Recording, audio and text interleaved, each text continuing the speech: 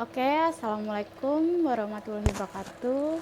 Bismillahirrahmanirrahim. Kita ketemu lagi. Nah, pertemuan kali ini kita mau bahas nih materinya. Kalau kemarin kan kita bahas tentang aturan sinus. Nah, kali ini kita mau bahas tentang aturan kosinus. Nah, setelah ini nanti saya mau ngebeda ini. Gimana caranya ketika kalian menghadapi suatu soal, kapan kalian pakai sinus, kapan pakai aturan kosinus. Nanti saya jelasin. Kita bahas dulu tentang aturan kosinus. Yuk. Oke. Aturan kosinus ini masih materi trigonometri. Jadi basic trigonometri itu adalah segitiga. Lagi-laginya kita belajar kalau ngerjain soal aturan kosinus, kuncinya kalian harus gambar segitiganya. Nah, di sini saya punya segitiga apa ini? Ini adalah segitiga sembarang. Misal, saya punya segitiga A, B, C. Seberang sudut A itu apa? A kecil ya. Seberang sudut B kecil. Seberang sudut C kecil. Jadi, simbol kalau misalnya simbol hurufnya A kecil, B kecil, C kecil itu menandakan si. Kalau misalnya A kapital, B kapital, C kapital itu menandakan sudut. Ini adalah sebesar sudut A, sudut B, sudut C, gitu ya. Nah, ini rumusnya. Kalau kosinus itu ada dua jenis rumus. Rumus yang pertama kita belajar ini dulu. Pada segitiga ABC berlaku. Nah, ini kan rumusnya saya kasih rumus secara umum ya, bahasa doang. Di soal ini kan pakainya ABC. Nanti kalau misalnya kalian ketemu soal bentuknya PQR, XYZ atau apapun itu, nggak masalah ya. Nanti itu kan cuma penggantian hurufnya aja, maknanya tetap sama. Jadi pada segitiga ABC berlaku nih. Kalau yang ditanya A kecil berarti yang ditanya sisi ya. A kuadrat, kuadratnya jangan lupa ya, kuadrat atau pangkat 2 sama dengan B kuadrat plus C kuadrat min 2 BC cos A. Lihat, untuk rumus mau nyari A, B, C, coba lihat di sini. Polanya sama aja ya. Polanya sama aja gimana? Lihat, polanya semuanya sisinya dikuadratin, tanda hubungnya apa? Sama-sama plus, habis itu tandanya minus 2. Nah, ini BC tergantung apa yang diketahui sama cos A.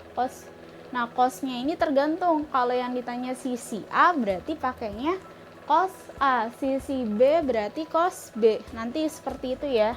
Maknanya tetap sama. Jadi nanti kalau saya punya PQR sama aja. A itu P, B itu C, B itu Q, C itu R, maknanya sama aja. Nah, rumus ini nih yang di kotak merah dipakai jika apa? Rumus ini dipakai jika diketahui dua sisi satu sudut. Ya, rumusnya dipakai jika diketahui dua sisi atau dua sisi satu sudut. Atau kita biar enaknya nulisnya gini aja ya. Rumusnya itu ini, si susi. Apa itu si susi? Itu artinya sisi, sudut, sisi. Maksudnya gimana? Yuk kita belajar bareng biar cepat. Kita langsung ke contoh soal aja. Kita baca bareng-bareng. Diketahui segitiga PQR dengan panjang PQ berapa? 6 cm. PR 4 cm.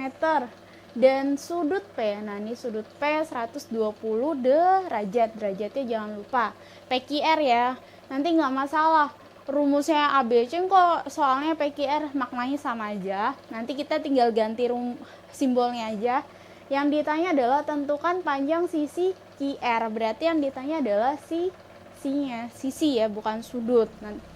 Ya, rumus ini yang di kotak merah kan dipakai jika diketahui dua sisi satu sudut atau si susi. Nah, ini rumus ini juga dipakai jika yang ditanya adalah sisi. Kalau yang ditanya sisi berarti pakai rumus yang di kotak merah. Oke, lanjut. Yuk.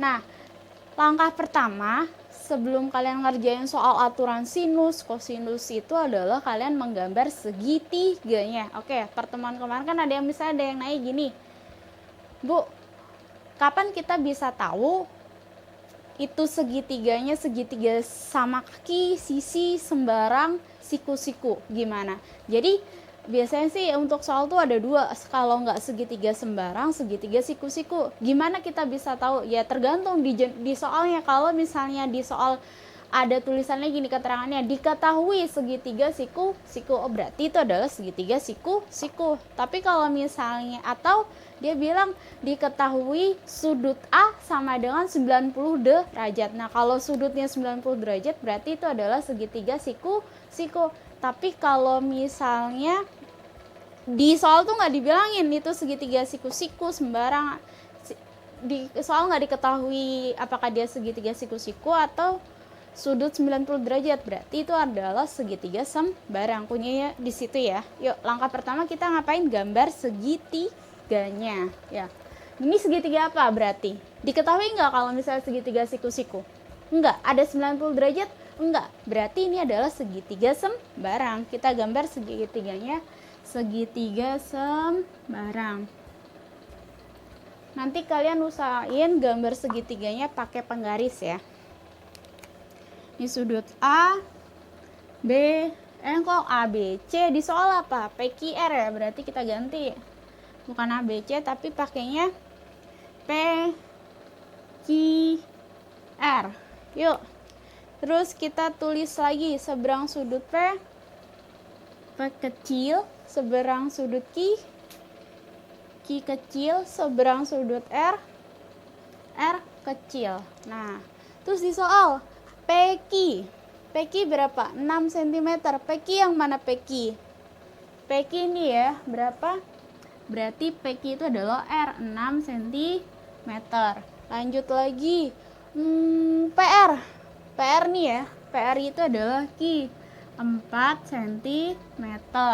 Dan sudut P.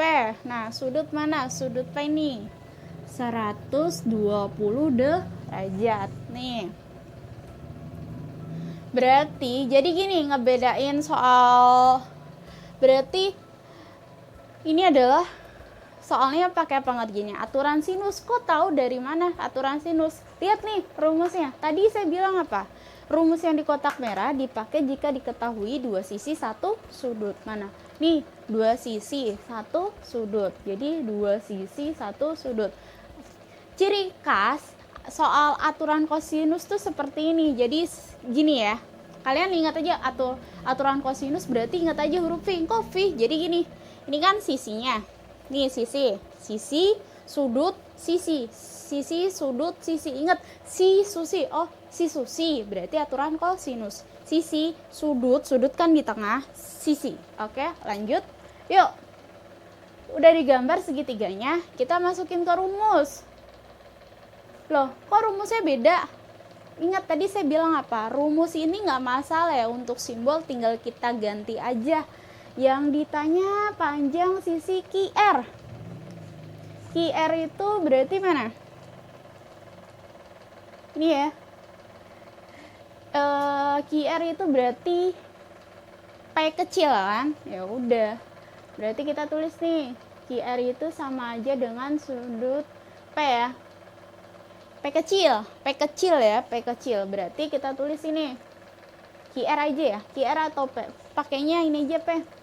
Berarti rumusnya kita tulis P kuadrat sama dengan apa? Lihat aja, kalian nggak usah masalah ABC-nya ini. Nggak masalah sih untuk masalah urutan ABC-nya, yang penting lihat polanya. Tambah, kurang, dikali 2B. Dikali 2, kedua sisi, dikali cos sudutnya, gitu ya. Berarti, ini sama aja kan gini ya. A, B, C. Kan di rumus ABC. Itu P, Q, R. Kalau misalnya bingung gitu, kita ganti. Artinya, A itu P, B itu Q, C itu R. Yang ditanya P. P itu berarti A kuadrat ya. A kuadrat, P kuadrat sama dengan Q kuadrat ditambah, lihat aja polanya, Q kuadrat ditambah R kuadrat. Lihat polanya apalagi? Oh, tanda hubungnya minus 2. BC nya berarti apa? QR ya. QR tuh dari mana nih yang diketahui apa? Kan ini tanya P, nggak mungkin dong dimasukin sini P. Nanti yang ada nggak bakalan ketemu, muter-muter terus. 2 QR dikali cos apa? Yang diketahui sudutnya. 120 punya P, berarti cos P. Ini ya rumus barunya. Yuk, kita kotakin deh rumusnya. Ini rumus yang kita pakai. Nih saya hapus ya. Yuk lanjut. Yang ditanya P kuadrat, berarti P kuadrat sama dengan Q kuadrat. Mana Q? Ini 4 ya. 4 Q kuadrat ditambah R 6 kuadrat, jangan lupa kuadratnya di atas, dikurang 2 Q 4 R 6 cos 120 derajat. Yuk lanjut. 4 kuadrat berapa? 16 ditambah 6 kuadrat, 6 kuadrat 36 dikurang. Nah ini tandanya minusnya tulis aja dulu nih, kita nggak usah anggap. Kalian 2 kali 4 8, 8 kali 6 48 dikali cos 120 derajat. Nah nih saya tandain ya, ini ada cos 120 derajat. Nanti kalian cari cos 120 derajat, kan kita udah belajar sudut berelasi ya. Cari pakai rumus, saya kasih keterangan aja, rumus berelasi. Oke, nanti kalian cari sendiri nih, cos 120 derajat berapa. Ini tanda hubungnya dikali aja ya, cos 120 derajat kuadran ke 2, berarti minus setengah. Oke, berarti kita dapat cos 120 derajat itu adalah minus setengah. Dari mana? Nanti kalian cari sendiri pakai rumus berelasi. Nah, kalau misalnya ada yang nanya gini, Bu, kalau nilai cos 60 derajat gimana? Nah, kalau misalnya nilainya adalah cos 60 derajat, berarti kan kalian tinggal baca aja tuh tabel sudut istimewa. Jadi kalau misalnya nilainya adalah sudut istimewa nilainya 0 derajat, 30, 45, 60, 90, itu nggak usah pakai sudut berelasi, tapi langsung aja baca tabel gitu ya, paham? Oke, nih saya hapus. Kita lanjut lagi. Yang ditanya P ya. Yuk kerjain 16 ditambah 36 didapat 52. Nah, ingat lagi ya, dalam kurung itu artinya dikali. Ya udah kita kaliin, min kali min. Plus berapa? Nah, ini cara ngerjainnya nih.